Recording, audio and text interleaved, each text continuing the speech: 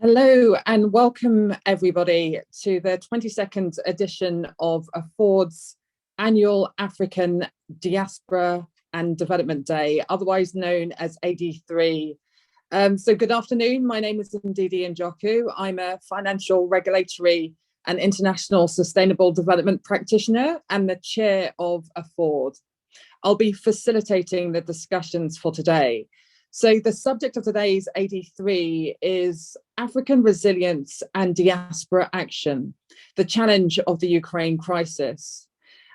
Please, for those who are there, please let us know what country you are dialing in from or calling in from. There's a chat function that is available, and please do post your questions in the Q&A section. And myself and my colleague Richard from Afford will also be picking those questions to ask. As you can see from the topic, it's a very interesting and lively and hopefully lively discussion. Without further ado, I'll introduce you to the topic. So COVID-19 pandemic tested the resilience of the socio-economic structures and systems in both developing and both also emerging economies. In the Continental Africa, on one hand, it highlighted a virtual absence of vaccine production on the continent and the severe lack of personal family savings to weather the devastating economic impacts that the pandemic brought. However, on the other hand, the pandemic highlighted the adaptive responses of public health systems, such as countries in Guinea, Liberia, Nigeria, and Sierra Leone, who had dealt with the Ebola crisis in 2014 to 2016. The pandemic also highlighted the resilience of diaspora remittances, which, excluding the flow to Nigeria, the World Bank stated had increased by 2.3% in sub-Saharan Africa in 2020. Philanthropy and finance also continued to finance livelihoods, irrespective of the constrained circumstances that many African migrants in the diaspora faced. Now, with the outbreak of the Ukraine crisis, new challenges have emerged and strategic questions arise about the resilience of African countries in the times of global crises. Many countries, including Algeria, Egypt, Ethiopia, Somalia, Liberia, Nigeria, and Morocco, heavily rely on the importation of grain and other grain-related produce from both Ukraine and Russia. These countries make up almost half the population across Africa, and any severe food shortage will create a major social, economic, and political crisis. Also, exploration activities with Russian companies such as Lukoil and Tafnet, with countries in the Gulf of Guinea, Cameroon, Nigeria, and DRC, put energy projects at risk, which will be affected as the war, if the war is prolonged. Some African countries will see this as an opportunity to build economic capacity within the continent, or to open the door to Russian governments to renegotiate its approach to Africa as the increased sanctions push the Kremlin to explore relationships with countries outside of the US and Europe. The Ukraine crisis has also raised the challenges for Africa in the field of development cooperation. At the recently concluded EU-Africa summit on the 17th to 18th of February this year, the leaders announced an African-European investment package of 150 billion euros. And this was to support the AU's 2063 agenda and the implementation of the 2030 Sustainable Development Goals within Africa. However, the EU is refocusing its efforts on Ukraine and Eastern Europe, and this puts the EU-Africa package under some considerable threat, leaving potentially a development gap. Now, some of these kind of issues and questions, such as how Africa can cope with external shocks in food and energy supplies, and what can the diaspora do to support African resilience, is going to be the subject of this afternoon's discussion. Now, without further ado, I'll introduce you to the first speaker on this eminent panel, Miss Hannah Ryder. Hannah is the CEO of Development Reimagined and the Senior Associate of Centre for Strategic International Studies. The Development Reimagined is a pioneering African-owned international development consultancy that is headquartered in China and has offices both in the UK and Kenya. A former diplomat and economist with over 20 years of experience, she's a senior associate at the Centre for Strategic International Studies and a member of the UAE International Advisory Council on New Economy.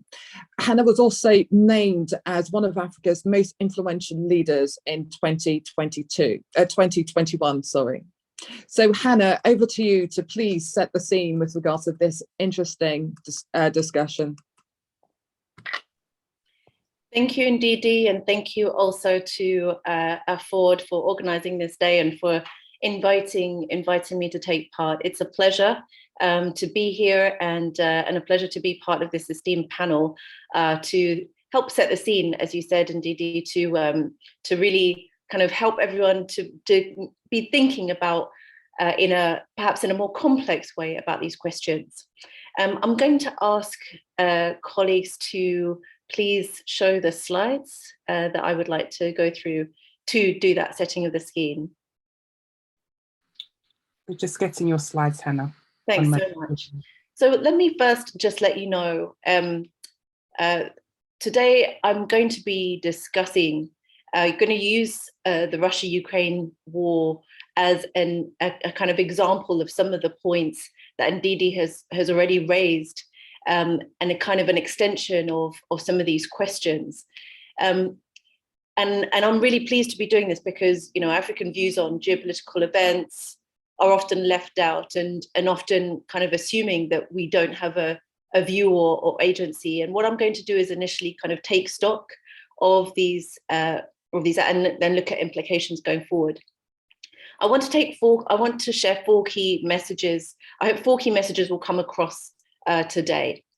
The first message is that African views and assessments matter. Second, that African views are not uniform. Third, that Africa's global relationships are often intentionally and unintentionally misstated. And last but not least, the 4th message, that a better future for all of us, including in the diaspora, requires reform of the multilateral system. So let's begin. Now, first of all, I'm going to begin, if you go to the next slide, I'm going to begin with a map that you might have seen before. This map shows the results of the vote on March 2nd, 2022, when member states of the United Nations General Assembly, in the 11th emergency session on the Ukraine crisis, voted on on one of the resolutions called Aggression Against Ukraine. Now, this resolution, although it wasn't legally binding, expressed the moral authority that Russia should halt its invasion of Ukraine. Now, although the resolution was supported by 141 member states across all regions, as shown by this infographic, which my team at Development Reimagined pulled together, African countries were split in their voting, with 28 countries voting in favour, 1 voting against, 17 countries abstaining, and 8 not participating at all. The next map, next slide, shows another set of maps when on April 7th, 2022, again, there was another vote which was focused on suspension of Russia's membership in the Human Rights Council. And interestingly enough, it took place on the same day. For any people kind of coming in from Rwanda, you'll remember that date was the 28th commemoration of the genocide against Tutsi, and noting also that the only precedent for a previous suspension in the Human Rights Council was an African member state, which was Libya in 2011. So this resolution was actually supported by less member states across all regions, only 93 member states. And then with regards to African countries, many African countries actually shifted their votes. So you had 10 African countries voting for the suspension, 24 abstaining, and 11 not participating. So that meant that 18 previously yes African countries shifted their views. Now, I'm aware that these voting patterns were a bit of a shock to many in the international community. And that shock, in a sense, implies that African views and assessments do matter. And if you don't follow or understand African governments and understand the history, then not understanding these patterns does matter as well. And there was that, a kind of general kind of view of why would this possibly happen? Now, and you'll see in the next slide that there was lots of different responses, many articles kind of suggesting that Russia had a hold on African countries. And I think the vast majority of us in African countries would really think that that's a very odd narrative. We don't really see Russia in a very kind of broad sense in our countries, although obviously there are a few. Now, here's the point, the next slide. Some of you might have read an article on the Centre for Strategic International Studies, which is indeed mentioned I'm affiliated with, which was written by myself and my colleague, Etse Kibret. Please go to the next slide. In that article, we argued that it's possible to actually identify 4 different groups of African countries when it comes to their foreign policy on Russia, Ukraine. Now, I'm not going to share this analysis now. I'm happy to discuss it in the Q&A, but I want to use that as an entry point to just get a few points across about the fact that you had a number of different groupings and why those groupings existed. We'll go to the next slide. One of the key points to understand is that for many African countries, many were not sitting on the fence. It's not whataboutism, cop out. It was a well thought out stance reflecting the intricacies, surrounding the national interests of countries on a given issue. It's not necessarily China's influence, Russia's misinformation. That's not only an oversimplification, but ignores the agency of African governments and people. It actually seemed like a classic case of othering. And the third thing it also meant was that amongst the diverse positions, it wasn't really the groups of African countries voting in support of the resolution for the same reasons as saying the US or European countries or the UK. In fact, as we're very keen to be clear, African countries have their own foreign policies. And of course, they can be further strengthened and coordinated, for instance, through the African Union. And we have seen since April, even more of that examples of that coordination. So in general, this diversity is partly history, it's partly geopolitics and partly economics. But I'm an economist in front of you today, so I really want to focus on the economics, because as complex as a picture is on the politics, on the history, on the geopolitics, the picture is even more complex when it comes to the economics. So again, I'm going to show you some more graphs. And again, I want to use these as a way to kind of explain some of these issues around resilience and what does it really mean. You may have seen, again, lots of graphics, articles like this. You'll have seen graphs that show implying significant economic impacts on African countries of the war because of dependency on wheat exports, fertilizer exports, and then, and now issues around food. Now, the implication of these kinds of graphs have been that, one, kind of geopolitically, African countries are somehow shooting themselves in the foot by not all saying that Russia's a kind of country non grata, and the kind of sitting on the fence suggestion, and perhaps more importantly, when it comes to a resilience point of view, that African countries are going to need urgent humanitarian and financial assistance of a very grand scale to manage the crisis. And we see that in the IMF's latest analysis. We also see, just a few days ago, there was an article by Bob Geldof talking about how, we always have to wonder who the we is, we can, stop world hunger as a result of the crisis. So reinforcing that there's world hunger because of the crisis. So we do need to really think about whether that is how, and it's interesting what kind of picture this is. So let's go to the impacts and what next. So for example, and use this as a way to explore whether aid and assistance to African countries is now needed to bolster our resilience. So the first thing I want to express is and impress is that there's always two ways to look at African markets. Again, as an economist, you can look at it from an international perspective, and you can also look at African markets from an African perspective. So when we look at the global market, Africa is a significant market for Russia and Ukraine, and especially for wheat exports. So you can see that on the left-hand side graph, the bar chart. However, when you look at the other side, when you look at it from the African side, you see that only a small amount of African overall imports come from Ukraine and Russia, under 4% of our imports from the rest of the world. That percentage is slightly higher for agricultural imports, a total 8%. And then if you look at fertilizer, which is also another area where there have been shortages, around 12% comes from Russia and Ukraine in total. But none of this is major compared to imports from the rest of the world, for example, even from places like China. So on top of that, let's go to the next slide. Africa, as we know, is not a country. So while wheat does account for a significant percentage of African imports, it's highly concentrated amongst the top 5 importers, such as Egypt, which is actually the top global importer of wheat from both Russia and Ukraine.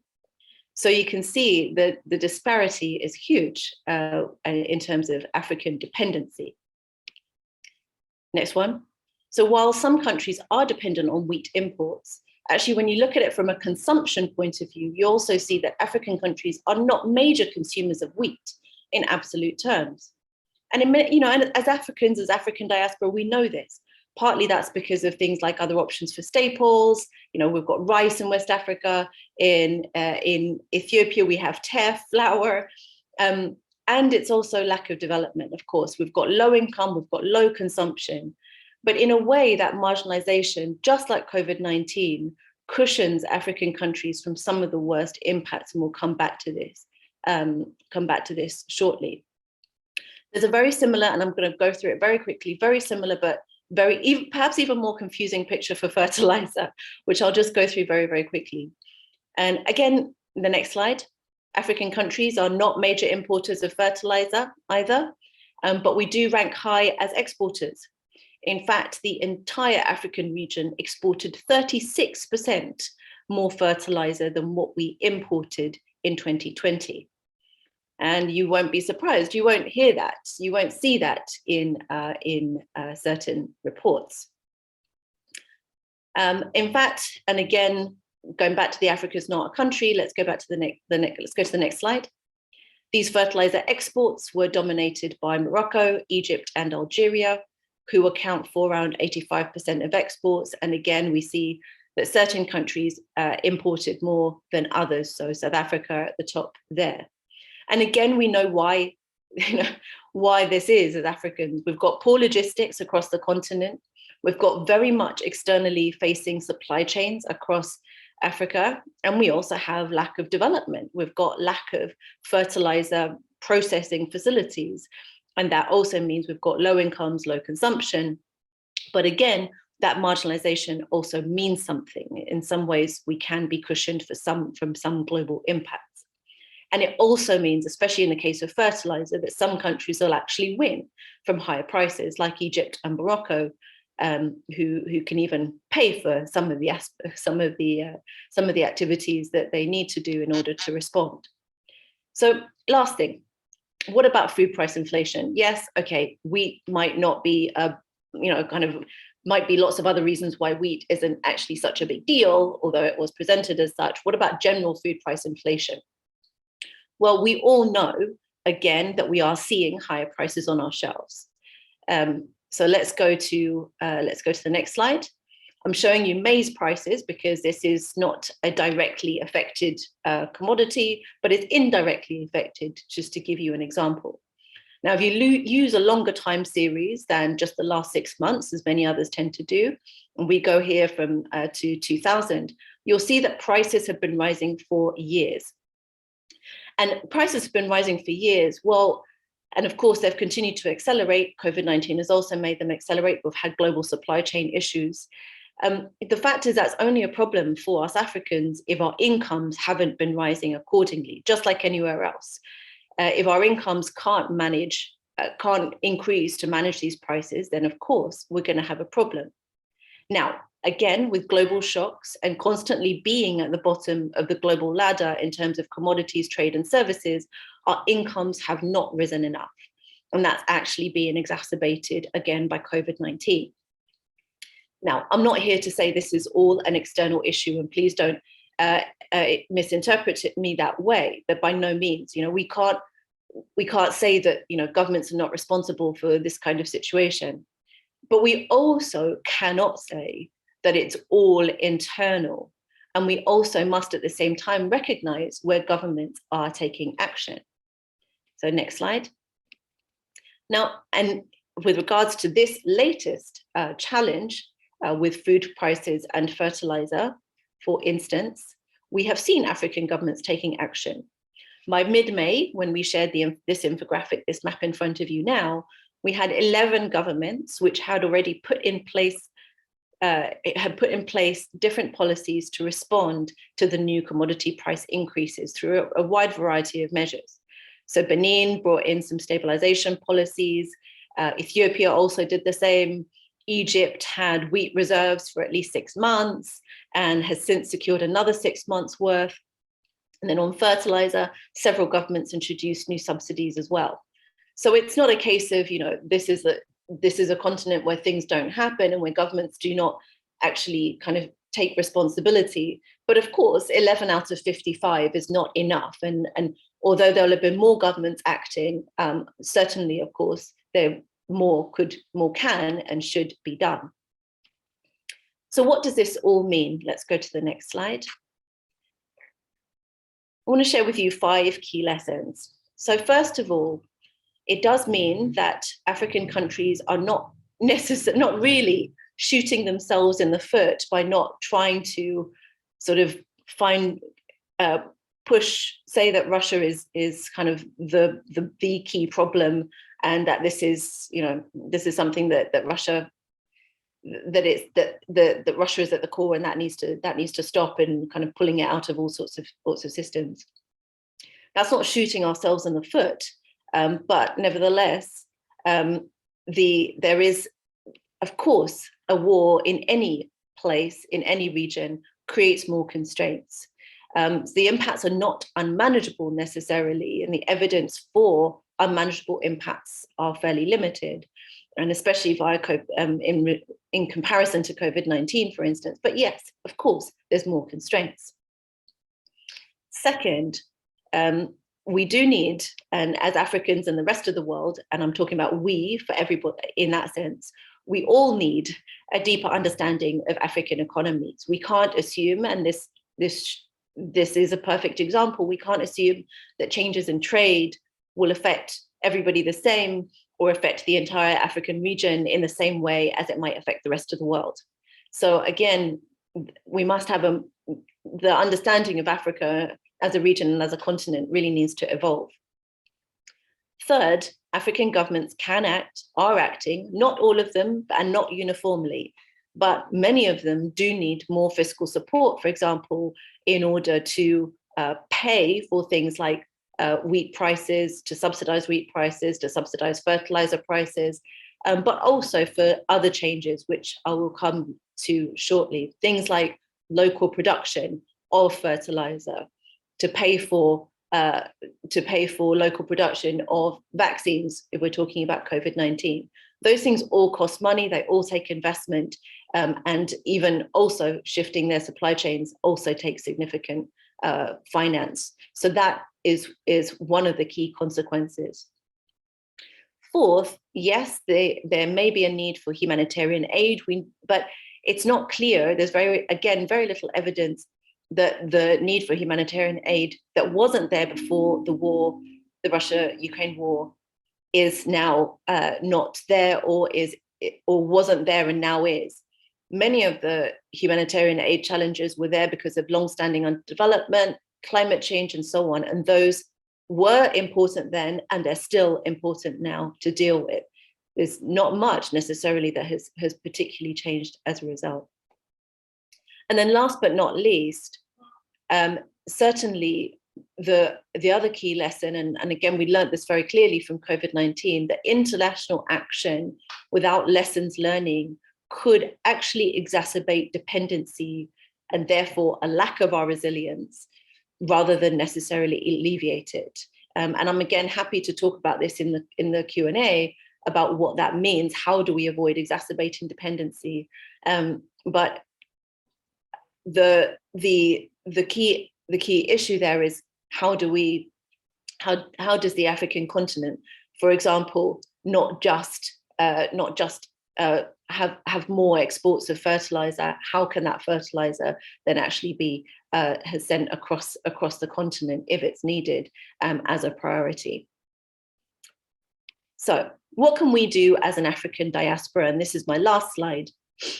What I suggest is that our role is really to draw attention to the fact that a better future for all of us on the African continent as African diaspora as well requires not just what reform of African systems or African ways of doing things, but it also requires reform of the multilateral system, something which Development Reimagined, my firm, has been working on and sharing our insights on from early days. Now, what sorts of reforms? Well, I think generally what we're talking about is reforms that move the gaze away from others and replace it with an African agenda, to bring the African gaze to the front, the African Agenda 2063, for example. And in concrete terms, that means things like, for example, reforming the UN to avoid the inconsistencies which have affected some countries' responses to Russia, to reform global health and other development institutions to support local production of vaccines, for instance, rather than undermining local production. And again, that also applies in the agricultural side as well. It applies in a whole range of different sectors. It requires reform to better account for African countries and involve African countries in decision-making. For example, we've talked about the G20 becoming the G21 because the African continent is, in total, the 8th largest economy in the world. It also means reforming systems to ensure better financial support to African countries, so that African countries don't only go to the IMF if there are problems. Perhaps we could actually go to an African monetary fund if we have challenges and therefore, actually just look after our own challenges. And then, other aspects, looking at African countries as less risky, looking at African countries as more resilient, understanding what governments are doing, sharing experience. The coordination that was done by the Africa CDC around COVID-19 is a very, very good example of that. So overall, and kind of thinking about the overall message, assigning agency to Africans so that we are in charge of our futures, but also needing the rest of the world to line up with us on our priorities and not only theirs. And that's where I'd like to end, with reiterating the 4 key messages for today, from me at least. African views assessments matter. African views are not uniform. Africa's global relationships are often intentionally and unintentionally misstated. And a better future for all requires reform of the multilateral system, as well as our own. Thank you for your time and look forward to hearing from others. I hope that set the scene well enough. Thank you. Thank you, Hannah. That was absolutely exceptional. It was great to kind of set the scene, and you covered a number of different aspects. I think that the mantra, that I got is that African countries are not heterogeneous, are heterogeneous, and they're not, it's not one voice or one concept for all. And therefore, in terms of their, economic power, in terms of their competitive advantage when it comes to food, it is all different. And I completely and utterly agree that there is a role for the African diaspora, definitely to bring African voices to the fore and to some of these political forums as well. I noticed that you mentioned about the G20 being the G21, and I think this is absolutely fantastic. I think it definitely calls for the African diaspora to unite and push for that, but it also calls for African governments to also push for further kind of transparency and making sure that their voices are heard in these economic meetings. So there were a couple of questions that I had, and maybe for you to consider in the next rounds. You mentioned about Morocco, Egypt, and I believe the last one was Algeria being some of the top countries within Africa in terms of its exports of fertilizer. So I guess a question that I have is, in light of what's happening within the Russia-Ukraine war, does this provide an opportunity for those countries and maybe for other countries to export more? You talked also about the food price inflation that is happening, but it has been happening, as you said, throughout the time, but it has been exacerbated for the last a year or so. And therefore, is there an opportunity there to kind of offset what's happening with regards to food price inflation? And it'd be interesting to also to get your views with regards to African entrepreneurship. So there's a lot of African, companies, but organization in finance. So is there an opportunity for African financial companies to come in and also kind of hedge some of these, food commodities? So thank you very much, Hannah. We'll come back to you with regards to your answers. And in the meantime, we'll move on to our next eminent speaker, Professor William Gunday. Now, Professor William, he's an associate professor at, he's based in the School of Governance in the University of Witwatersrand. Apologies for my pronunciation, that's in Joburg. He also runs a programme for members of Parliament of the British Commonwealth on how to conduct themselves ethically as MPs, and the parliaments for the Commonwealth Parliamentary Association. I'm sure you all will agree with me that is definitely needed in this environment that we're currently on in the UK. Professor William also teaches an economic development programme for members of the South African National Executive. So Professor William will be providing his opening comments on how Africa can optimise development and influence in the changing global geopolitics. So Professor William, over to you. Thank you, and thank you for inviting me. I'm very grateful for being invited, and thank you for those who are participating. I thought, my input could also just include not only Africa, but specifically South Africa and a little bit of BRICS and so on, because I have been involved in writing a briefing paper for the South African government on BRICS and the response or the impact of the war on BRICS also. So, I mean, there would be, I think some may find it very useful, to get that sort of a broader perspective. But let me go ahead and just look from initially from the impact. I think the impact on Africa from two parts. There's the one impact, of course, on the non-oil producing countries, and then the other one on the oil producing countries. Now, for non-oil producing countries, there are really some potential negative implications of the war. Now, normally, in African countries, the last couple of decades, normally political instability are often linked to high food prices or to inflation in particularly, where we see not only a mass popular uprisings against governments, but often also coups and often also fundamentalist insurgencies, often linked in many cases to high food prices. And then fourthly, we often see mass migration, so high food prices and so on often also lead to mass migrations in many African countries. Now, if one look at some of the data the last 2 decades. So in both non-oil producing countries and oil producing countries, what we've seen is that the impact of the war has often caused high food prices, often food shortages, and particularly in the non-oil performing countries, or producing countries, increase energy and transport costs. Now, what has happened? Many African countries.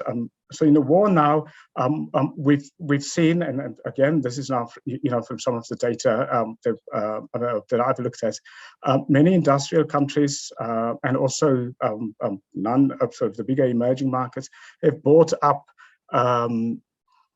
food, for example, ahead of time. And African countries often don't have the kind of budgets to, in a food crisis, global food crisis, to actually buy up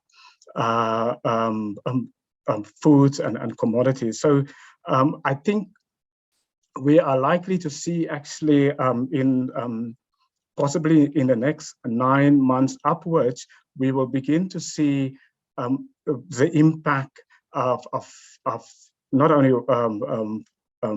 increase in food prices, but also shortages in food. I mean, some countries in the Middle East, I understand, and the data that we've looked at immediately at the start of the war, of the Russian-Ukraine war, actually bought up foods, up to, or rather commodities like wheat and so on, for the next 9 to 12 months. So which means we will see, looking forward in the next 9 to 12 months, we're going to see a glitch in the global supply because African countries, most African countries don't have the ability, don't have the kind of deep pockets to buy up to buy up foods ahead of time.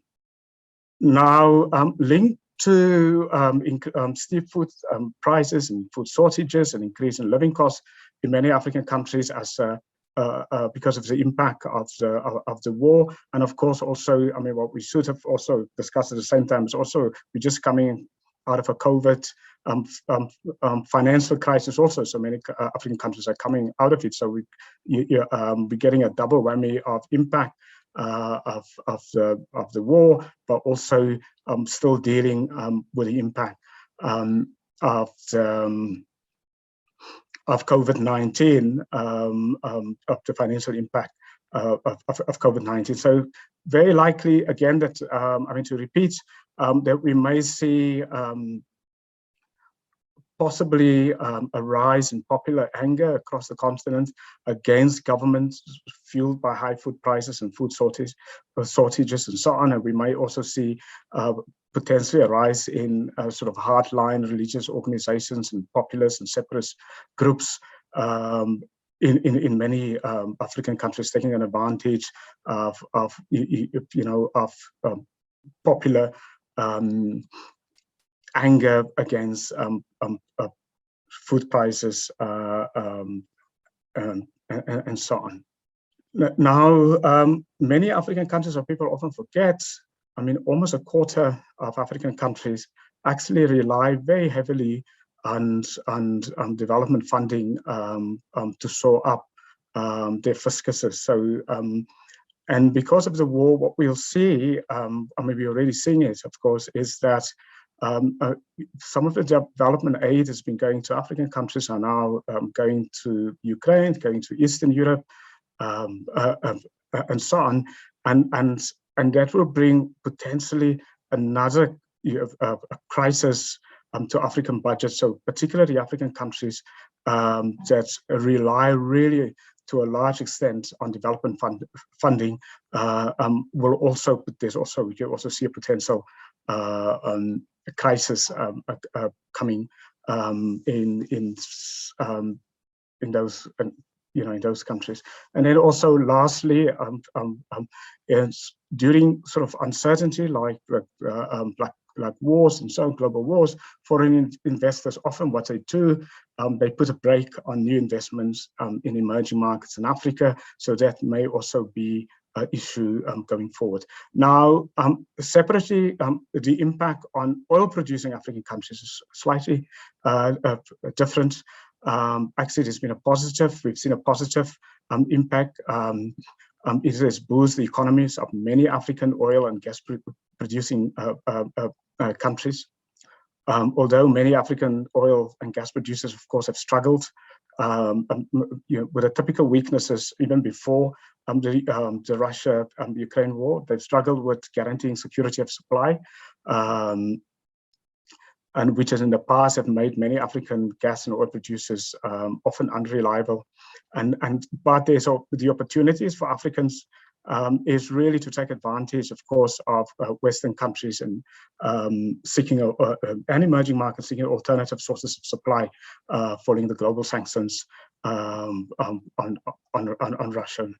Now, African oil producers such as Angola, Nigeria, Libya, Algeria, and Egypt, and then the natural gas producers such as, again, Algeria, Egypt, Nigeria, and Angola. Really, I mean, there's an absolutely great opportunity for them, of course, to replace Russian and oil and gas hit by Western sanctions. Secondly, also now foreign investors, I mean, the last decade, many African oil and gas producers have really been struggled because they've struggled because Western investors have been really reluctant to invest in new African oil and gas infrastructure because before the Russia-Ukraine war, globally there's been a move away from fossil fuels to clean energy, and that has meant that Africans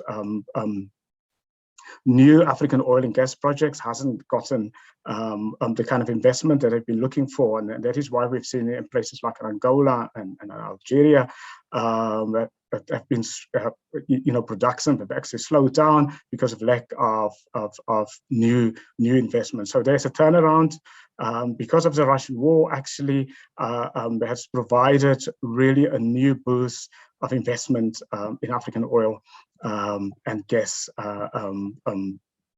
initiative. The problems, of course, most of Africa's oil and gas producers are state-owned. And because it's state-owned, there's been endemic corruption in many of the state-owned entities, which has made them very, which has meant they've struggled really to gain the efficiencies of private private peers, and also meant that they've really struggled to take advantage of the opportunities in front of them. Just from a from a case in point, I mean, Angola's oil production has declined almost 30% in the last 6 years, related to inefficiencies, mismanagement of in the state-owned company. Nigeria's there's also struggles. Its state-owned company struggled with corruption, mismanagement, inefficiencies also the last couple of years, which made it really difficult to exploit some of the opportunities that is coming up. I mean, even in Algeria, I mean, the sad part, I mean, some of the figures coming out of Algeria is that Algeria may actually, in the next 12 months, may actually not even be a crude oil exporter anymore because of all of these inefficiencies and lack of funding in new infrastructure. Now, from a point of view, in terms of from opportunities point of view, and or just before I get from Masara, I mean, it would be useful. I mean, Hannah was talking about, I mean, the fact that Africa is not a country, and it's a little bit diversified. Now, South Africa as a country is, of course, also is part of BRICS as a country, and the fact that a country is part of BRICS has made the country's policy a little bit more towards Russia, a little bit more diversified. Now, the first thing is the ANC, the governing ANC, is very close. As the current leadership in the governing ANC in South Africa are very close, to the Russian elite. Most of the current leadership of the governing ANC actually studied in the old Soviet Union. Up to the late 1980s, if you were a Black South African, you couldn't study, of course, things like engineering or medicine and so on. And most of those who studied in the 1980s studied in the old Soviet Union and Russia particularly. So we've got a generation in South Africa, and particularly the current leadership generation actually were educated in tertiary education in the old Soviet Union. So there's also personal, very close personal ties between South Africa and Russia from that context. And from a South African population, and sort of in the majority Black population, in the past, Russia has been, or the old Soviet Union has, of course, been seen as very supportive to the liberation struggle. And in South Africa now, it's often both leadership and citizens often don't make a distinction between the current Russia of Putin and the old Soviet Union. There's in the surveys in South Africa, ordinary citizens often see Russia as the Soviet Union, and they would support Russia as if it's was the Soviet Union. The critique, South Africa's positioning first, although BRICS is a trade partnership and it's not a political partnership, there was an agreement ahead of the invasion that between BRICS countries that they will remain neutral in any conflict between Russia and a third party. So that is one way of looking at the South African position, because the neutrality within BRICS in relation to third party conflicts with other BRICS members. So that's the first thing. The second thing, as I say, sort of the personal attachments, particularly between the ANC and some of the Russian elites. And then maybe the third aspect of it in South Africa, there is a big sentiment in South Africa that a very big anti-US sentiment in South Africa, and where people, many people do argue there is a support of any, or rather see the Russia-Ukraine war as a proxy war between the West and the non-West, and Russia should be supported in this proxy war. And that's one view among many, at least, ANC supporters in South Africa. I mean, to end off, certainly, I mean, from a South African point of view, and I think one can also make from an African point of view, all of the BRICS countries, except South Africa, have extracted very heavy concessions from Russia in support of their neutrality. For example, I mean,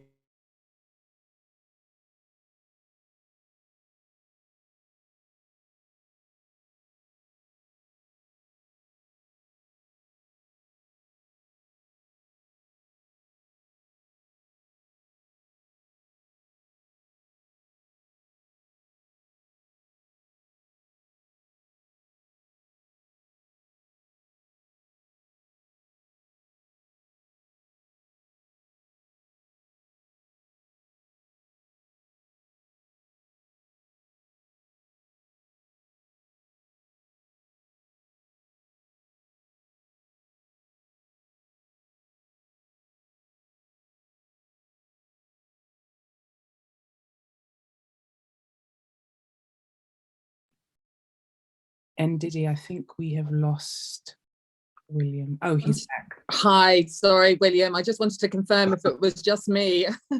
I'd lost some sound with you, so I'll be grateful. It'd be a shame to kind of miss the important messages that you were saying. So happy for you to kind of repeat those kind of last messages. Thanks very much. Thank you. Just at this moment, the power went out in Johannesburg. Okay. So, I mean, to conclude, BRICS countries, except South Africa, extracted concessions out of Russia for its neutrality. For example, I mean, the Indians got a knockdown of over 20% for oil, for example, and the Brazilians, and Brazil export about 70% of its fertilizer from Russia. I mean, it got a 25% knockdown, on its import from Russia. Now, the lesson from a South African point of view and from an African point of view, many African countries also have voted, as Hannah pointed out earlier, in support of Russia, or they remain neutral, but they haven't extracted the same type of concessions for the neutrality or the support from Russia as the BRICS countries did. And I think that is a major lesson for both South Africa and for African countries, that in our diplomacy, that we have to extract for our support or neutrality, extract concessions that will boost our economies and our development, that is in our own interest. And I think for me, that's the lesson out of this Russian-Ukraine war.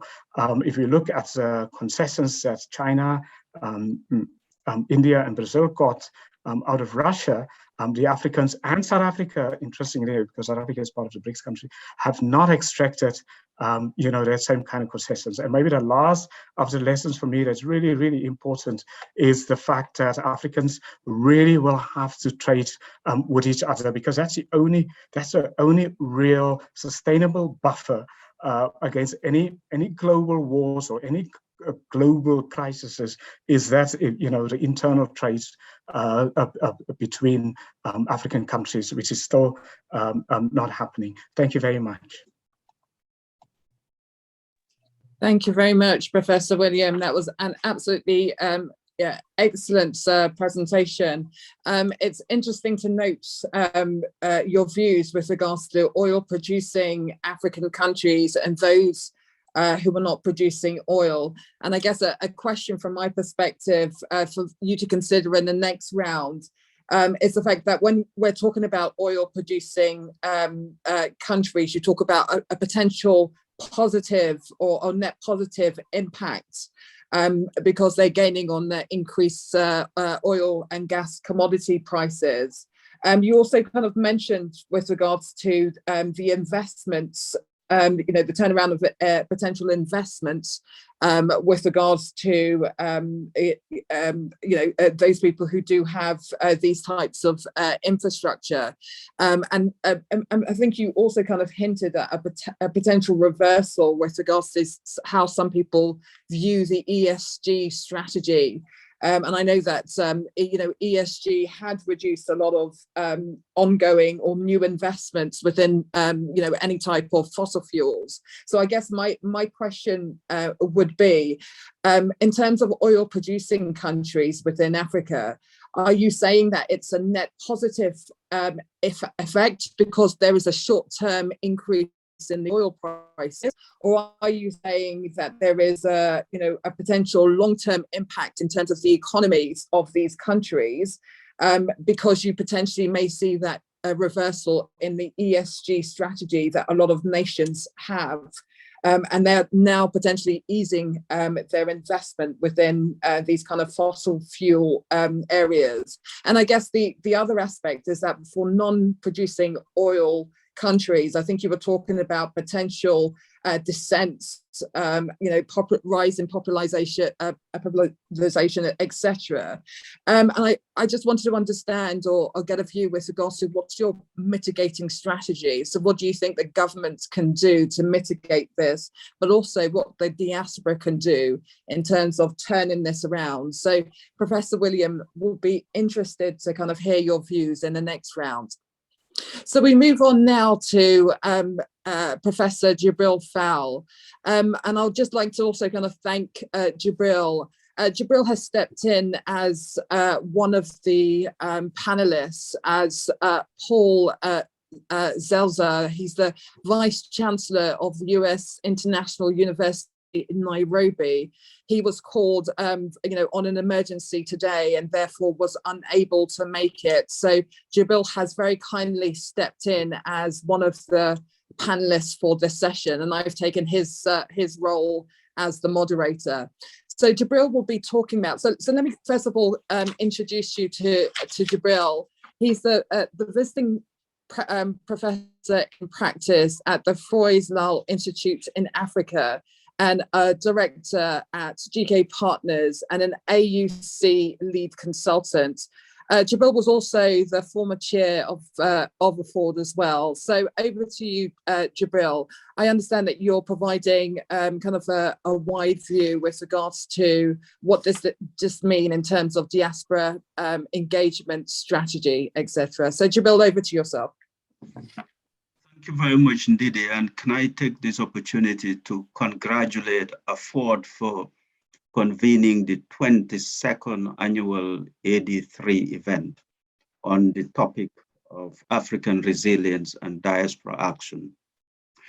And recent crises, such as COVID-19 and the Russia-Ukraine war, has in a weird way given the opportunity for strategic reflection of how Africa places itself in the world and how it is missing out on leveraging the resource that it has in the diaspora. So I will reflect on the topic of how the African diaspora can influence foreign policy and strategic cooperation within the context of the Russia-Ukraine war. I'll do this by asking 4 sub-questions. The who question is, who do we want strategic cooperation with or from? The what question is, what do we want in strategic cooperation?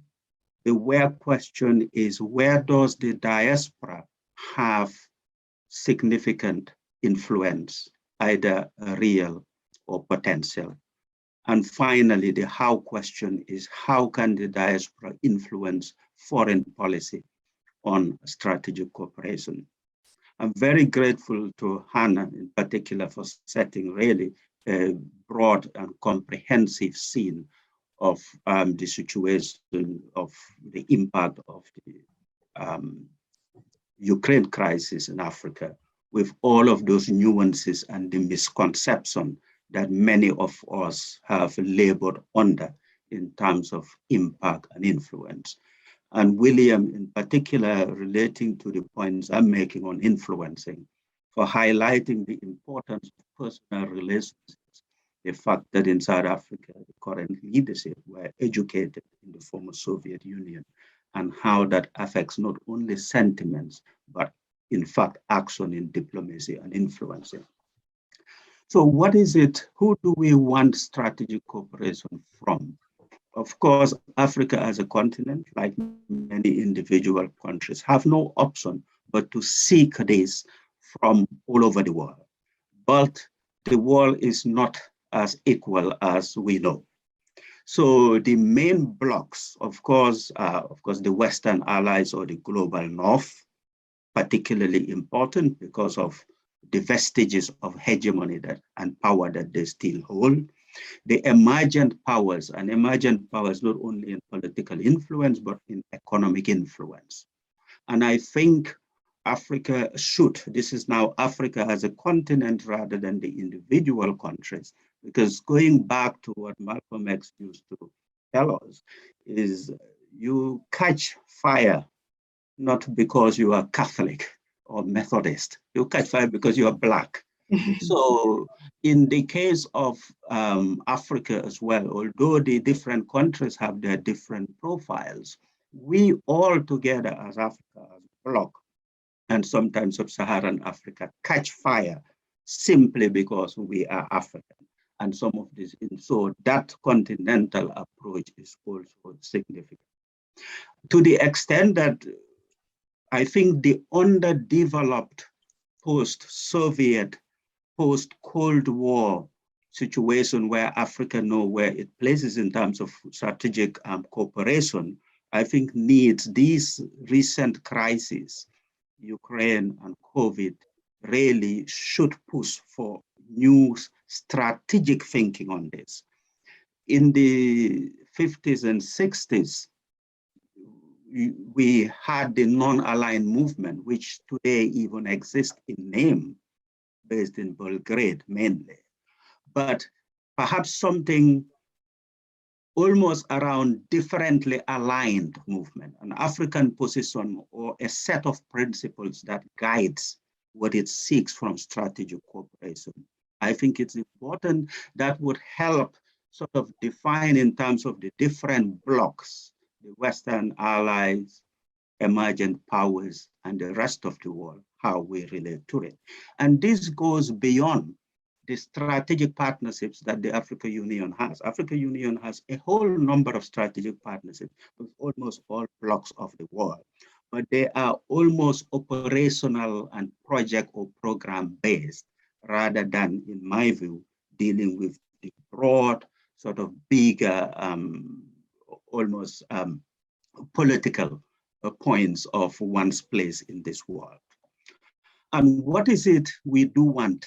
What should Africa want from strategic cooperation in global foreign affairs? To answer this, I would approach it using the tool I always remind people to use as much as possible, lawyers' favorite, by answering what you want and what you don't want, just what you want. So I start with what one does not want in strategic cooperation. Some of it, in some sense, referred to by Hannah in her presentations. You don't want, Africa does not want to be an afterthought in the processes and the cooperation. Africa does not want to be the center for pity and charitable benevolence. Africa does not want to be a place for expediency and convenience. And Africa does not want the continuation or new forms of dependency.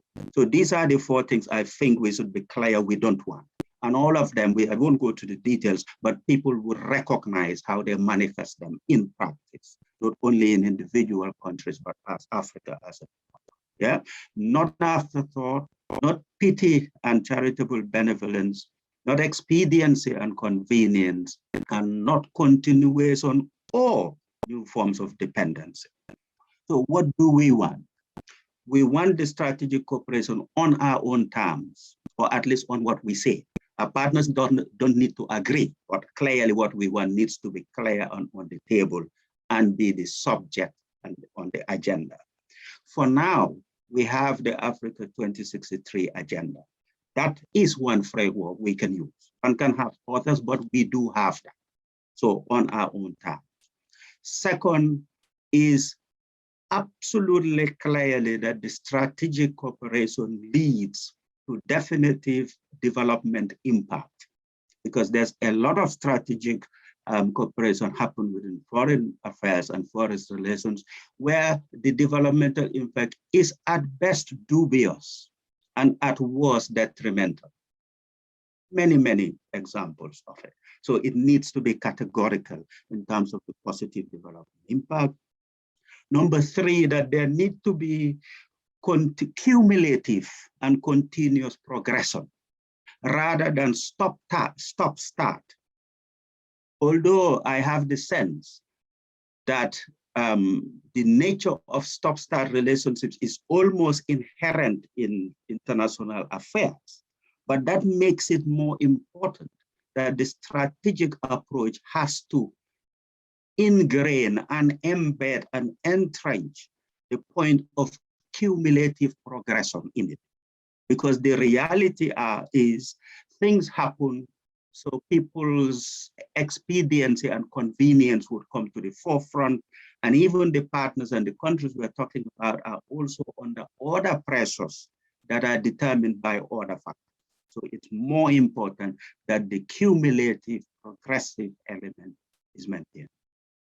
Then that this would naturally lead then to genuine partnership rather than sort of the ad hoc seasonal and convenient sort of program-based corporations we tend to have. And finally, that is to put Africa's self-interest, however it's defined, to be set and recognized.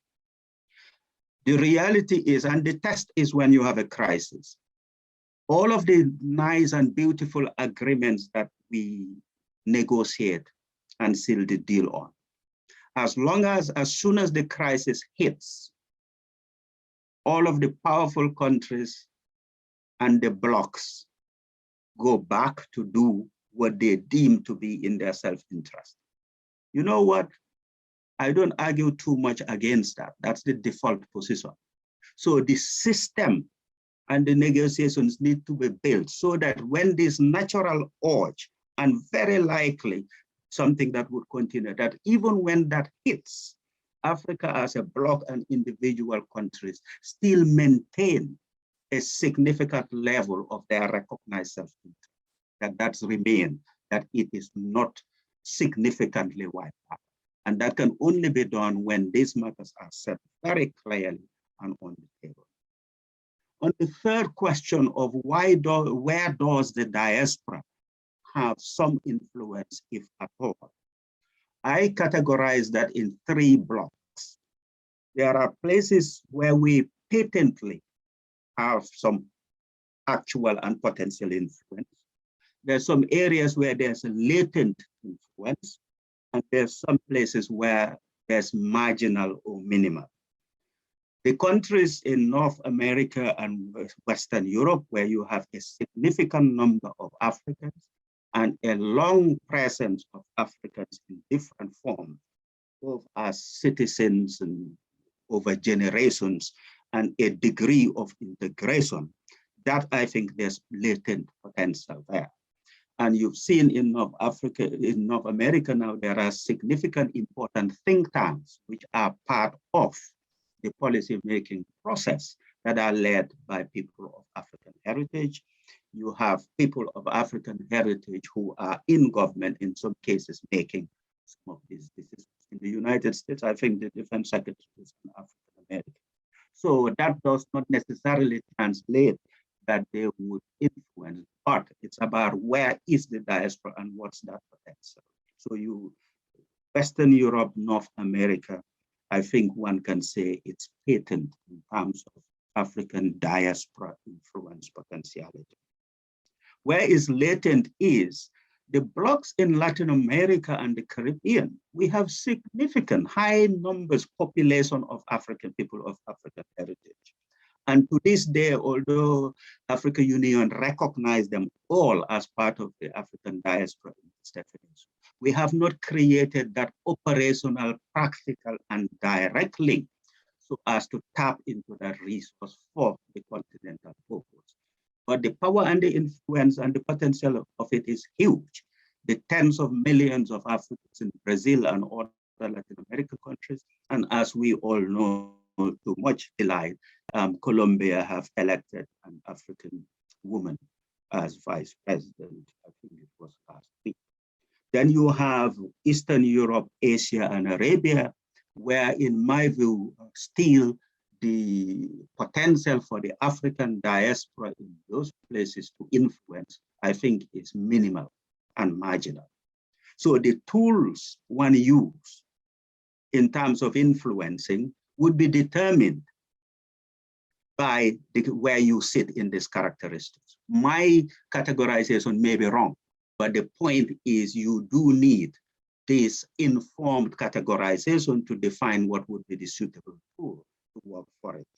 For me, I would say that for places where you have patent, where you have the patent potentiality, there the input and the tools that need to be used would be to get short-term and medium-term effect, to get things done now, because you have the people, you have the connections. For short-term, I'm saying tomorrow and for the next year, immediate things.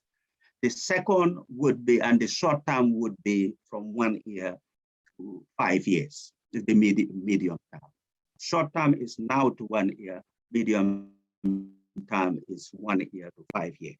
For the rest of the world, I think COVID-19 and the Ukraine crisis reminds us that we do not have time for a long-term, long gestation process. Everything needs to be medium term. That is from 5 to 10 years at the most. What do we do to secure almost Africa's position in terms of getting the strategic cooperation that we want, as defined by ourselves with some of the guidance I've suggested. And on the last question of how is it that you do this, how can the African diaspora influence foreign policy and strategic cooperation? Just to make two main points. The two main approaches is diplomacy and influencing. They are different. Diplomacy is structured and defined by conventions. And then you have influencing. I won't try to define this, but we will share in the chat a handbook that I wrote and Afford published a few years ago on how to influence policy, especially for small organizations. So you have that formal diplomacy. Sorry, you have diplomacy and you have policy influence. But within each, you have formal methods and you have informal methods.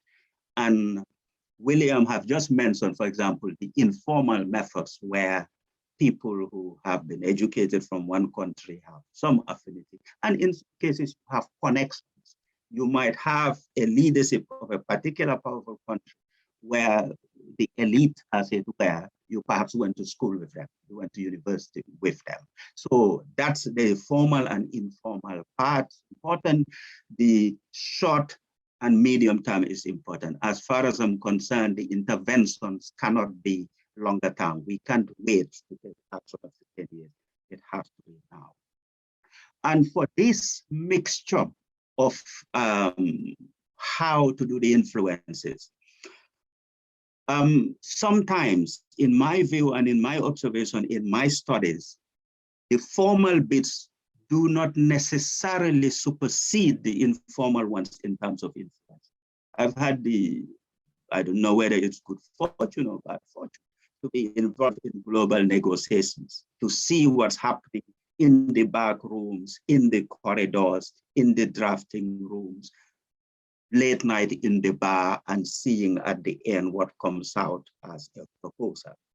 And you take small countries without a prominent seat within the multilateral institutions and all that. And the sort of influence they have in particular sectors, I think it's a lesson. From Israel to Switzerland to places like Qatar and UAE, in different sectors, the sort of influence they have there, not determined by any official status or any formal positions. And finally, and in the work we did with Afford many years ago on the influences, we kind of defined what constitutes the policy community. And we defined it as the 7 Ps. I'll just mention them, but not go into detail. That it is this community that decides policy. And by mentioning it, you can see that the diaspora can have an entry through some, but not some. So the principals are the decision makers, the first P. The policy makers are the senior government officials or the think tanks that influence the principals. You have personalities like big stars or other influential people whose statement can sway things one way or another. You have the practitioners on the ground. In this Ukraine crisis, some of the most credible voices are the practitioners on the ground, giving different forms of help or validating certain forms of intelligence. You have the press or the media. You have personnel, that is the gatekeepers, and then you have the advocates. Africans in the diaspora, I think their influence around press and media may not be as important or as effective as the informal methods they may have to influence through policymakers and principles. And finally, indeed, I would say that the need, or perhaps the necessity, for Africa influencing work is never finished. We also often suffer from what I call the rise and fall. So on a particular thing, we make a movement and we achieve some success, the rise, and then it falls. What I think we want is the fall, rise, and stands. So we take this, we are in a period where we are on the ground in terms of the influence. We are still after, but we develop the strategy, we rise, and we remain standing. And that, I think, is a lesson that's important, almost as if the analogy I'll give is the old story of the African or Black prize fighters. People would achieve great success, great wealth, and great recognition. And in time, they would fall to ignominy and penury. A very pathetic story that was very common. In some way, that happens to our advocacy and influencing because it lacks that strategic focus and the operational elements needed to hold it standing, as it were. Thank you. Thank you very much, Jabril. A very compelling viewpoints with regards to what the issues are in terms of escalating the voice of different countries within Africa to a global kind of economic scale, and also what the diaspora can do in terms of influencing. And you mentioned the various regions. I'm also quite interested in your, the concept with regard to the rise and fall and having needing both a strategic and an operational kind of emphasis to sustain the mission and the impact. And therefore, I guess my question to you is to do with what's the extent to which they can be coordinated action amongst the diaspora across these various regions? Because you've obviously kind of highlighted some areas such as Western Europe and Northern Africa, where there is much more potential for the African diaspora to influence. But you mentioned about Eastern Africa and Europe, and the Arab world as being potentially less so.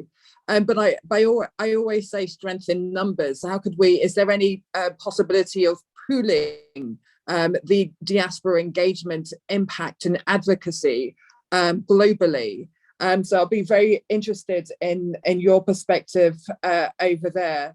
And if I could ask all of the panelists to turn on your screens, this is where we kind of definitely open it up to audience questions on the very interesting kind of aspects that you have covered in your presentations. But it also gives us a chance to speak across the panel on some of the aspects that you have raised. And I know that when I did engage with you earlier, I mentioned that there are some questions that I wanted you to come back with as well. So Hannah, I'll go to you quickly with regards to some of your thoughts, given that you've heard both Jabril and William providing their presentations, but also the questions that I asked earlier. Super, thank you, and great to also hear the presentations from both Professor Gumede and Professor Fowl. I think, so just reflecting on some of your questions, and Didi, I think there's two points I really want to kind of use to respond to those, asking about kind of the issues around with the North African countries and their production and how that can also be incorporated, plus the aspects about kind of responding to food prices and the role of entrepreneurship. I think, and I think it comes, there was a point that that William was making around reserve capacity, which I think helps to kind of illustrate the challenges that we face. So there are obviously some countries that do have things like reserve capacity, who have got industrial processes and so on, things like fertilizer, they're able to do that. But that is some of the North African countries. And so that's they've had the investment, they're seen as less risky as many of the economies across sub-Saharan Africa. And by the way, in our style guide as Development Reimagined, we just do not use sub-Saharan Africa because there's a kind of particular picture which is painted, and we always look at the full continent.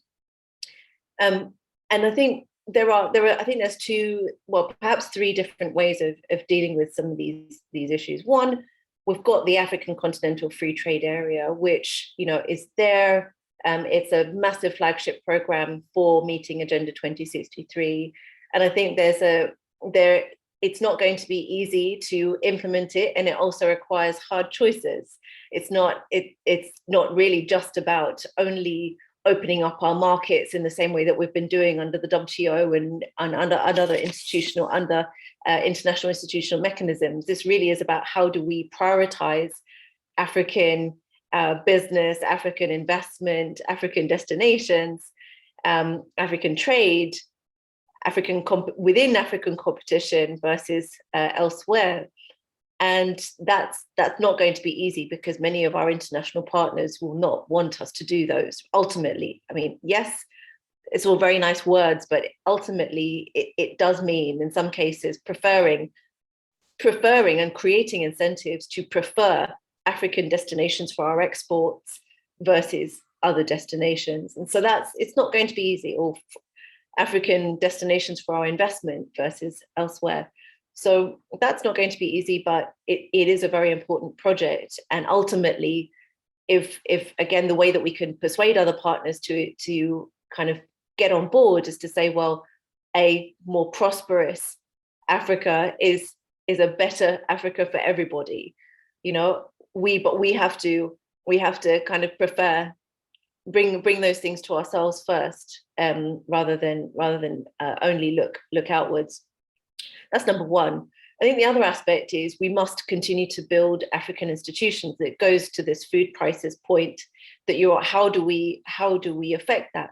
So usually, if you have something like high inflation, as an economist, and most economies will have quantitative easing. You'll create more money in the system to be able to help people to go and spend more. It's a normal response. The problem for African countries, a lot of African countries, is one, if they do have quantitative easing, which is putting more money into the system, they will move into, if they borrow, for example, which is what the government will have to do, what government has to borrow. If they borrow internationally, they'll kind of go above supposed thresholds on debt sustainability and be told, well, you're spending money unsustainably, and in particular by the IMF that leads those debt sustainability analyses. And then at the same time, in terms of increasing public, if they were just trying to do that domestically, many African countries, because they are a lot of are reliant on external trade, also don't have many foreign currency reserves. So they don't have enough finance, even within the economy, to be able to make those sorts of decisions. So they're very, very constrained. Now, why do they not have enough foreign constraint? Why do they not have enough foreign currency? That comes to, they don't have enough foreign currency because the stuff that we're exporting is of very low value relative to the rest of the world. We all know that example on cocoa. You know, we basically, the cocoa market, chocolate market is worth what, 150 billion, whereas cocoa itself, you know, 4% or something of that amount. African Development Bank have done the figures. It's not, and that's not just one commodity, it is every single commodity. We don't have enough, we do not, and that's a structural problem. Our logistics are expensive. We don't have large food storage systems to be able to keep reserves in many countries, something that William was talking about. And all of these issues exacerbate themselves, which is, so when African governments do take action, I think it's something that we must be championing. We must be kind of also saying, well, how can the international system try to kind of reinforce those sorts of things? And it's not actually that difficult. Take vaccines. Vaccines, one way of the international system reinforcing local production of vaccines in Africa is by saying, well, we're the ones who, UNICEF purchases millions of vaccines, they send them to our countries. Well, why can't UNICEF say that it will purchase also the ones which are produced in our economies? That would be number one, very easy. Having that commitment to have that purchase immediately creates an incentive for the private sector to go in, because they know that there's going to be that contract. They know that they're going to have that demand.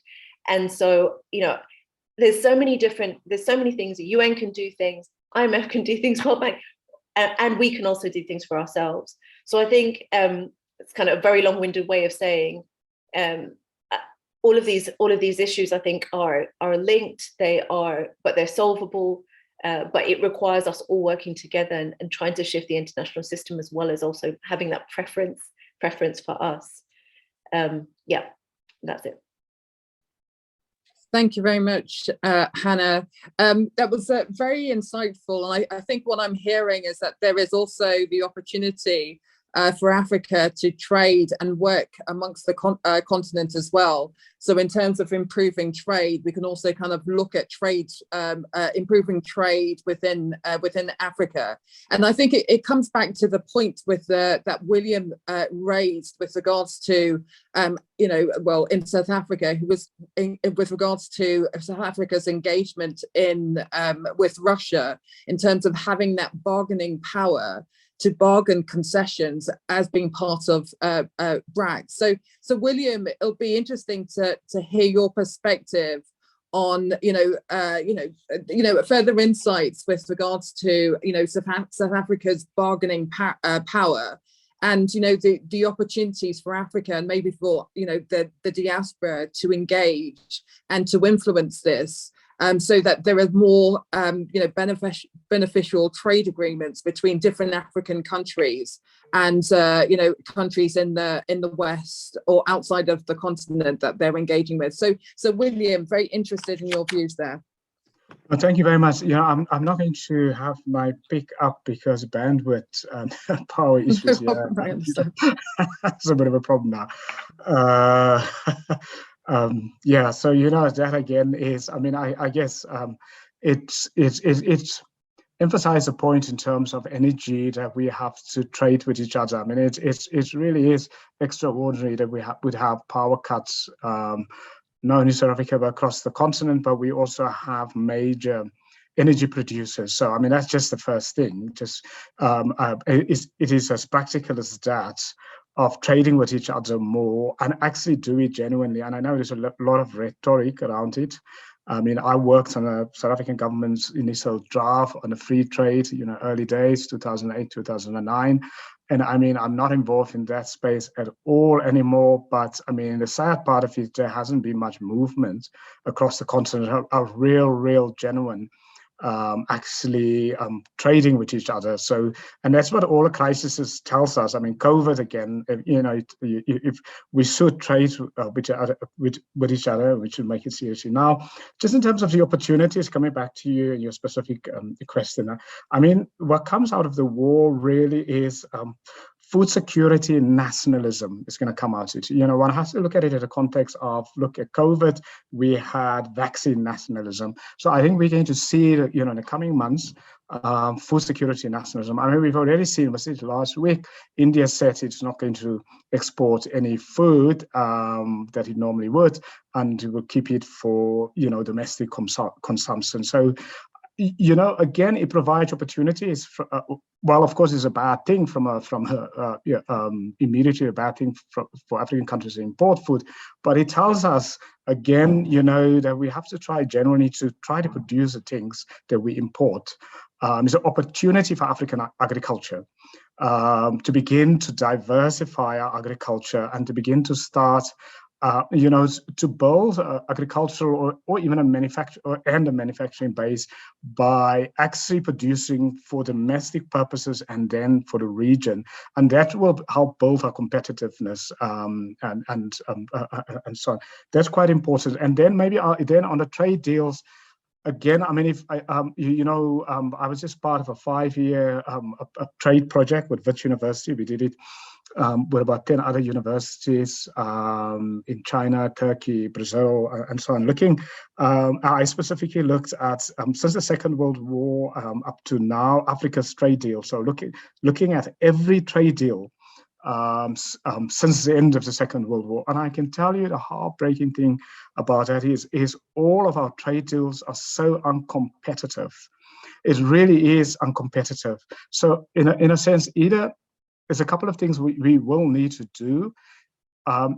Either get, diaspora capacity will be very important when African countries negotiate these trade deals, because a lot of these trade deals are very sophisticated ones. And I'll just tell you, just in the context, a couple of the ones that I've been involved in the South African context, for example, just negotiating with China, for example, on a specific thing. If a country doesn't, or African country doesn't use all of the capacity to help, because the state negotiating alone is just not going to work, because often in African countries we don't have the capacity in the state. Then it means, can we get diaspora help? Can we get local entrepreneurs, academics, local academics, and not even local academics, but I mean, you don't have to be, from a Nigerian point of view, you don't have to be a Nigerian expatriate. It could be any African expatriate with the knowledge and capacity. Can we draw you in to come and help to negotiate these trade deals to make it effective? That's where I see the role really of the diaspora, because it's, the skill set in terms of helping African countries negotiate a trade deal. A trade deal that is sustainable in the long term, and so on. Professor Gabriel was saying just in terms of our loss of our diplomatic engagement with other African countries outside Africa is often project-based. Now, if one analyze industrial country relationships with other countries, it really is extensive, right, beyond the project basis, and that unfortunately is a really big weakness, because if it's only project based, we cannot negotiate the bigger issues that we need to negotiate, because we're focusing so on a project based sort of thing. And maybe lastly, the big question is in terms of, actually, as Africans, we really have to think about, many African countries supported Russia in this war. Now, what is the implications from a value point of view? My fear is, the whole idea of sovereignty of a state. What will happen if an African country is invaded, whether it's by another African country or outside power and so on? How are we going to defend their country now, going into the future? Because and so on. So from their point of view, on countries' sovereignty is quite crucial. And I know in the African context we dismiss it because African leaders often use sovereignty. Sorry if I'm mispronouncing that word. In order to defend themselves, from scrutiny from outsiders. But it is still a very important point to be made. Do we only have an outcry if Westerners invade us with us our consultations, like in Libya, without consulting African countries? Is that our value base, or is our value base? Should our value basis be any countries that invade another country? We have a problem with that, or do we have a selective moral or value-based system in international law? Thank you. Thank you very much, William. You raised a number of interesting kind of diverse points. So with regards to kind of the skill sets required for any kind of trade deals, I do believe, I agree with you, and I think I believe that what you were saying is that potentially if there are kind of diaspora individuals that do have that skill set, then maybe they can be pulled to work on different trade deals across the different African continent. I completely and utterly agree with what you were talking about, and it was a point that Professor Jibril mentioned with regards to what we need to do is to really kind of shift the short-term kind of projects based focus of a lot of international development organizations. And I don't know whether and create some sort of medium type approach of maybe looking at themes and making sure that they are funded consistently and continually, as Professor Jibril mentioned. I think there's definitely a question that was raised in the audience. I'm just going to pull that out because it talked about, again, this issue of how do we then pull the diaspora and the diaspora, and all the, skills, knowledge, expertise of the diaspora into also, problem solving the issues across the different African continents and improving and increasing trade amongst the continent. So this was a question by Will. And it was just, or maybe just kind of highlighting kind of the issue that the African diaspora needs an international coalition of serious organizations to support, balance and advocate for African people worldwide. And I completely and utterly agree with you. And Jibril, if I can come to you, it brings, home your point of, of really kind of how do we harness the African diaspora in order to both achieve further, development cooperation, both within the continent of Africa, but also promoting that voice in international arenas. So Jibril, your thoughts, please. Thank you, Didi. Yes, having a coalition of diaspora organizations and networks would be important, but it won't be enough. So the approach has to be pluralist, in that one has to use many and all the methods available. And I'll give practical examples. So some of the shortfallings of the individual diplomatic missions of African nation states, for example, is not necessarily out of the fact that they don't know what to do, but they don't have the resources. You go to some negotiations, the US team, they would come with 50 people, a specialist in every area. And the poor African delegation, there are 3 people and they're responsible for everything and perhaps dealing with welfare issues that are urgent of their citizens in prison or in hospital. What they are missing is this. Although they don't have the resources of the diplomatic staff, but they haven't yet realized what they have. They have the African diaspora who have expertise in this area, who are not diplomats. It is not a big leap, and some countries, different parts of the world have tried it in terms of the methodology to bring them in as and when needed. To the extent that you even add them on the delegations. I've seen it in practice. Good people would be, you are a citizen of a different country. In negotiations, you are accredited by another country to sit with them to do this. The African countries hardly do it, or when they do it, it's in an ad hoc basis or influenced by other things rather than the strategic purpose. Relatively early wins, easy wins. Then the organizations like Affords and other networks, they all exist as structured ones. But to really have the biggest impact, you almost need a critical mass of diaspora engagement consciousness, to the extent that different bits don't necessarily have to sit down and work out a plan, but almost on the big issues, they would think relatively similarly on the same matter. Then that's when you have the sweet spot of things working and magical results happening. So the advocacy of speaking to governments, to networks, and this sort of stuff we're doing need to really move more, have more and more of it, get our principals in the different countries and in the institutions of the African Union to recognize formally and to use it. And two related examples on that needed.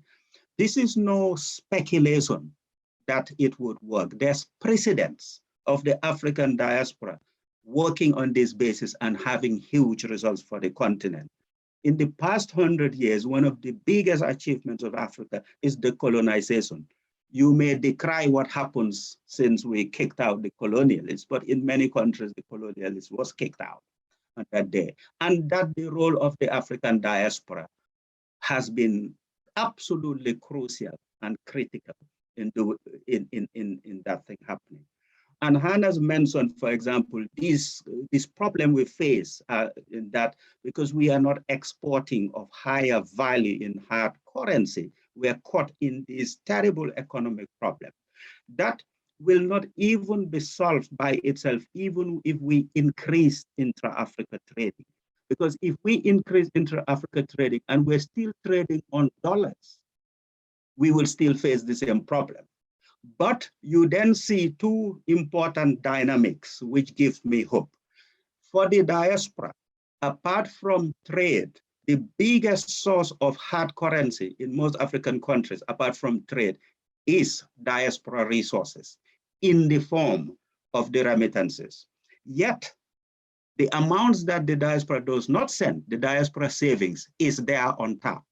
So by the time you develop structures to tap that, you are having much more resources. And finally, with the African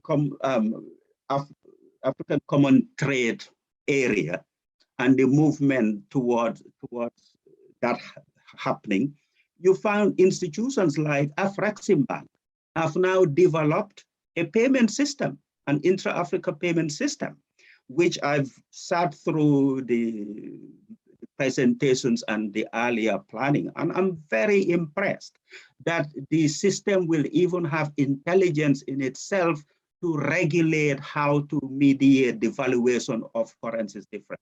The aim being, in time, you would have a solid base of doing the intra-Africa trade without the need at every time to exit for a foreign currency, come back for a local denomination. Thank you. Thank you very much, Jabril. You pulled in a number of different points from our speakers, and thank you, Hannah and William also. I think we definitely, I think you've definitely highlighted the point that there are previous precedents of how the African diaspora have come together to make significant change within each African nation. I want to come back to this point that you raised with regards to what we need really is this consciousness of African diaspora engagement, and I think that that's very important point. And I think you were highlighting there that there is a way in which we can come together to utilize the resources of the African diaspora on different areas or different challenges that different African nations face. And I want to explore that. I know that we have around 15 minutes. I want to explore that a little bit more. So I'm going to bring in Hannah first and then William to share their perspectives on that particular aspect. And Hannah, if you had any other, and William, if you had any other observations, please mention those too. Thanks. So I think again, maybe let me pick on two words that others have used. We talked about coordination and we talked about strategic thinking. And I think the African diaspora can help with all of that. So I think Professor Fowl has given some really, really excellent ideas in terms of the very practical, engaging in diplomatic teams, also the remittances, these are very practical points, and I agree on all of those as well. But I think what we also should be doing is using the opportunity of being outside to be able to look at the continent as a whole, to exchange experience, and to encourage our leaders to exchange experience, actually, and to be coordinating on these issues. We've seen just how powerful coordination can be through the Africa CDC. Africa CDC made sure that we were, a continent, we were using masks before everyone else was. We had all of these things. We responded to COVID-19, and it meant that the impacts were a lot less on us. Yes, they came in more slowly because we are marginalized from tourism and all that sort of thing. But the Africa CDC was such an important institution. And if the African diaspora can assist in trying to build up those institutions, be part of those institutions too, as need be, and like Professor Fowl was saying, to actually, whether you're Kenyan or whether you're South African or whether you're Nigerian, it doesn't matter. Just, we can all play our part. Then I think that's great. I think the strategic aspect is also really important. Again, Professor Fowl and also William, you're talking about diplomatic teams. Now, yes, there's always some serious, there are some big inconsistencies in the equality from diplomatic teams. I've been in those diplomatic teams, and I know, some diplomatic teams have 2 people and others have 60. And this is very, very normal in negotiations. But one thing we can do, for example, as Africans, is say, well, our UN position is going to be that we should be arguing for there to be limits on diplomatic teams in these negotiations. So we shouldn't always be kind of constantly allowing everybody to expand when our capacity is small. Well, then make them also have smaller capacity, right? Why not? So these are the things we have to think outside of the box. We have to think outside of the existing international order, because we didn't shape the international order in the same way that others had the opportunity to. So now we have the opportunity, we can think about how are we going to shape it in a way that actually meets our interests, so that we can negotiate in an equal way, these sorts of things. And I think that applies in all sorts of circumstances. G20 to G21 is also another one where there was a question in the Q&A about that. And I just want to mention very, very quickly, as you allowed me to, indeed, so I'm going to take the opportunity to do that. With the G21 idea, and again, I'll share the link with everybody. The idea could be for the African, just like the European Union is represented in the G20.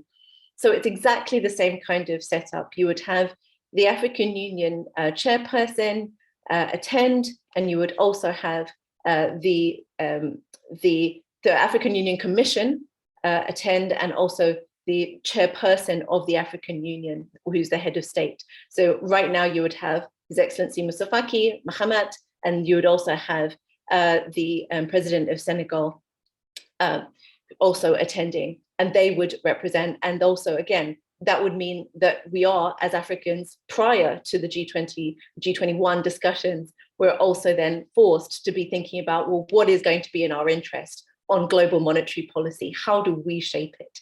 And making us, being in those forums to be thinking about those questions is only going to be good for us. Thank you very much. Very poignant points, Hannah. So thank you very much for raising that. And I definitely agree and like this idea of the G21, and also kind of opening up that kind of international dialogue around reshaping the order so everything fits for us. And I think many times I think Africans and African nations, we try, or maybe kind of non-Western nations, we try to fit a mold instead of just opening up and asking that to be redesigned. So I think that that's definitely something that we can do, and I'm interested to find out whether what's the ability of the African diaspora shaping the African Union. And I know that, Jabril, you've also done a lot of consultancy work with the AU.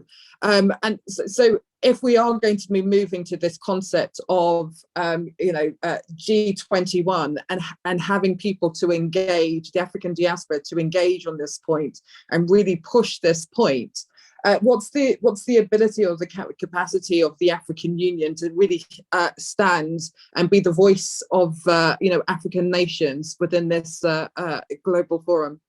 So Jabril, if I can quickly come to you, and then Professor William, I'll come to yourself. I know we have around just under 10 minutes, so I'll be closing things shortly, but interested to hear your voice in this kind of discussion on the AU. Jabril. Yes, thank you very much indeed. The sort of resource challenges that individual countries face, in some cases, is multiplied at the African Union. So the African Union, there is one extremely sad fact that the huge part of its budget is actually donor money. Yeah, it's bad. And beyond that, anybody who has the good fortune to work with them, you would know the administrative and management challenges they face. So similarly, the point I was making about individual countries, don't define yourself by what you do not have. So what we don't have is we don't have lots of money to buy these resources. That is the African government and the AU. And yet you operate and define yourself on that basis. That's almost a recipe for a pathetic life. When especially, if you look again, you would see what you have and you are not using. And this one, the big one, is the diaspora. And then if that is the case, you relax yourself about some of the inane bureaucratic nonsense that governments and institutions put around themselves, all about stopping others coming, including the diaspora. Someone once said that the question of development, it's not one about theory or economics, it's about arithmetic. It is not, try not to subtract and divide. Always try to add and multiply. And if our countries and AU think of that, then you say the rules that we have for diplomacy and all of it, it's only relevant to me if I can add and multiply.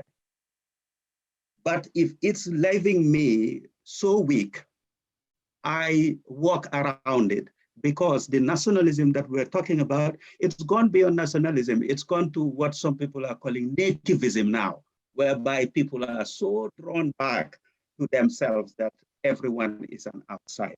So the AU, I think, needs to do that change. Otherwise, even if then you give it a prominent seat with all of those weaknesses that it comes with, again, the sort of result that one can have won't happen. But I do like the idea, and it reminds us of one thing, that is this absolute importance. I'm not arguing for political union in Africa. I'm not arguing for that, but for greater cooperation within the small countries is so important. Hannah reminded us that Africa, if one is to be would be the 8th biggest economy. But that actually is quite a sad story, because it means it is smaller than Germany, and it is. It is almost the size of the United Kingdom and France in economy. That is what it is for all of Africa, with everything. So the power of the aggregation, we really must focus that and then open up our mind to use what we have rather than live on what we don't have. Thank you very much, Jabril. And William, if I can come to you, you talked about the potential of kind of, food scarcity and this leading to kind of nationalism. So I'd be interested to hear your views of combating this in terms of the, how can we foster greater cooperation and utilize the, the positives in terms of the African diaspora? Thank you very much. I just wanted to talk just a little bit very quickly on the oil and gas opportunities, because I mean it really is a stunning opportunity for African countries to do a couple of things. To export to Europe and the rest of the world, but it's going to be important really that Africans think strategically different, and maybe that's where the diaspora expertise will come in, because at the end of the day, it is strategy, and maybe that's what's missing in African diplomacy. The strategic news are often missing, not only in diplomacy but also in trade engagement. So when I say strategy, what are the domestic interests of a country, long-term interests, the kind of industries that a country wants to develop, and then trade in the context of that.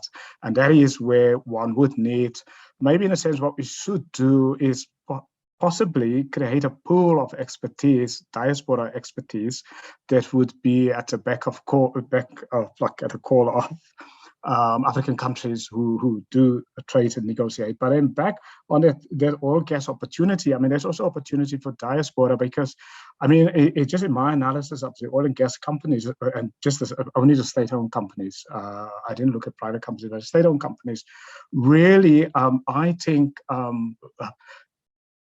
expertise from the diaspora will be critical, the management of these companies, the corporate governance of these companies, and so on. The problem is, as what Prof. Gebril said, is governments are not open often to expertise, and that is really heartbreaking, and so on. But then lastly, I mean, there's also opportunities, of course, for the non-oil producing countries to do renewable energy, because the long term is going to be of the world is going to be resource nationalism also. So that really provides an opportunity for Africans to even the non-oil and gas producers to begin to look at renewable energy locally, but also regionally, and also for export.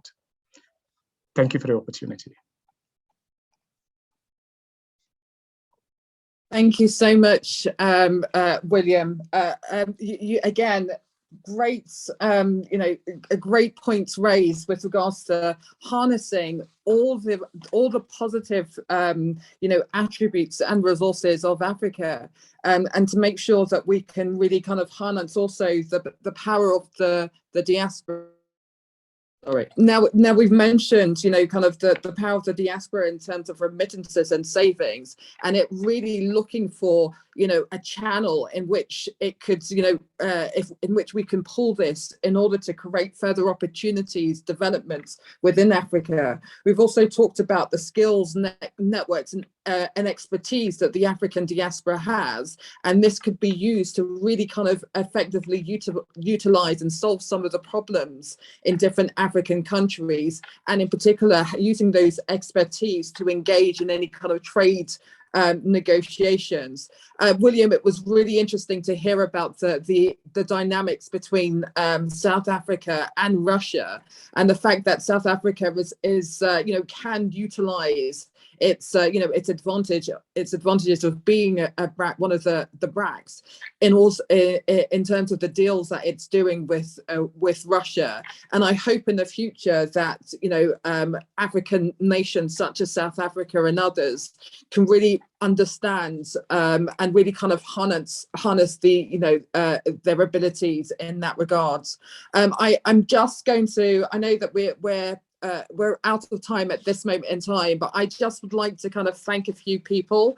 There was we had people from London. There's Idia, Femi Balaja, Cedro in Benin, Mary Osse in Glasgow, Elvina in Belgium, Rudo in Zimbabwe. Thank you for your participation and engagement. Richard from Afford has sent around the Afford link into the chat.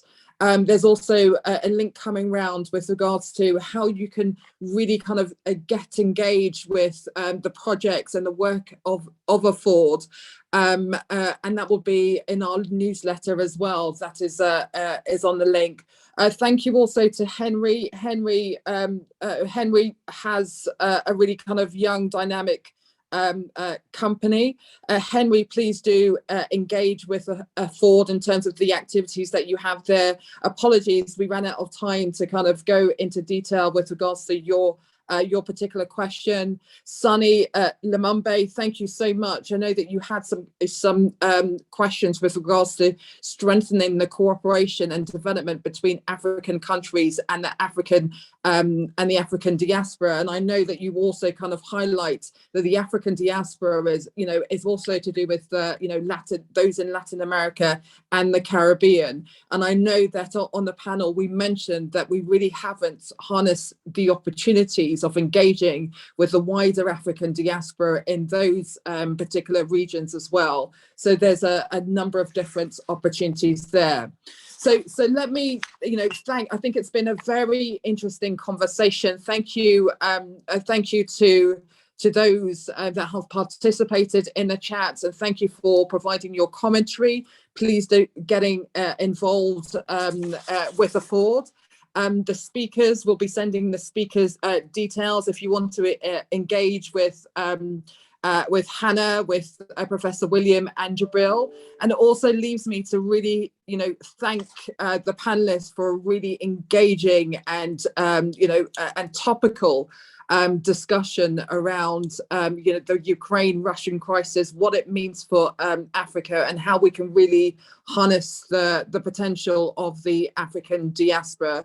So thank you very much. And to the wider Afford team, thank you very much for pulling this together. It's been a pleasure having this discussion. So thank you all to everyone.